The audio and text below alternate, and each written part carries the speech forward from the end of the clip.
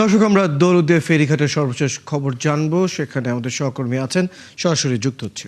মেহেদী হাসান, আপনি এই মুহূর্তে রাজবাড়িতে আছেন, কি অবস্থা দেখছেন সেখানে ঘাটের এবং অভিযানের বিষয়ে প্রশাসন কি বলছেন?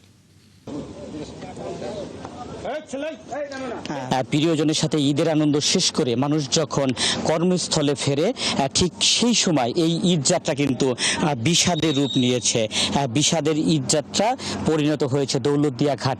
এই বাসটি নদীতে পড়ে যাওয়ার পর বাসটি অন্ততপক্ষে 90 ফুট পানির নিচে তলিয়ে যায় এবং তলিয়ে যাবার পর আর আমরা দেখেছি দীর্ঘ 7 ঘন্টা চেষ্টা চালিয়ে ফায়ার সার্ভিস, বিআইডব্লিউটিএ, রাজবাড়ী জেলা প্রশাসন, পুলিশ প্রশাসন সকলের সমন্বিত চেষ্টার কারণে 7 ঘন্টা পর সেই তলিয়ে যাওয়া বাসটিকে উদ্ধার করতে সক্ষম হয় এবং একে একে আমরা দেখেছি সবশেষ 26টি মরদেহ উদ্ধার করা সম্ভব হয়েছে এবং এই 26টি মরদেহের মধ্যে 26 জনেরই কিন্তু পরিচয় পাওয়া গেছে। সেই সাথে 25 জনের মরদেহ এরই মধ্যে কিন্তু পরিবারের কাছে হস্তান্তর করা হয়েছে। আমরা আজকেও দেখছি নদী পাড়ে কিন্তু এখনো উৎসুক জনতা কিন্তু ভিড় করে আছে। দিনভর কিন্তু উৎসুক জনতা নদী পাড়ে ভিড় করে আছে। নদী পাড়ের বাতাস শোকে যেন ভারী হয়ে আছে।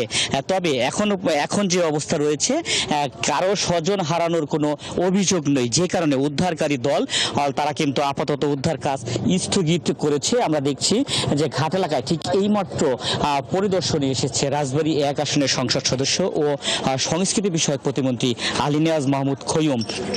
তিনি সেই দুর্ঘটনা কবলিত এলাকা পরিদর্শন করছেন। আমরা আপনাদেরকে সরাসরি দেখানোর চেষ্টা করছি। আমরা ফায়ার সার্ভিস কর্মকর্তাদের সাথে কথা বলেছি। ফায়ার সার্ভিস বলছে যদি কেউ অভিযোগ করে যে তাদের স্বজন এখনো নিখোঁজ রয়েছে, তবে তারা আবার পুনরায় উদ্ধার কাজ চালিয়ে যাবেন। তবে রাজবাড়ীর জেলা প্রশাসক সুলতান আক্তার আমাকে জানিয়েছেন যে উদ্ধার হওয়া 26টি মরদেহের মধ্যে 25টি মরদেহ এরই মধ্যে পরিবারের কাছে হস্তান্তর করা হয়েছে এবং নিহত সকলকে সরকারি নিয়ম অনুযায়ী তারা সার্বিক সহযোগিতা করবেন। রয়েল, ধন্যবাদ মেহেদী হাসান, আপনি খবর রাখতে থাকুন। দর্শক, আমাদের সাথে আমাদের সহকর্মী মেহেদী হাসান যুক্ত ছিলেন রাজবাড়ী থেকে। সেখানে দৌলতদিয়া ফেরিঘাটের যে সর্বশেষ ঘটনা, সর্বশেষ পরিস্থিতি, সেটা আমরা তার কাছ থেকে সর্বশেষ জেনে নিলাম।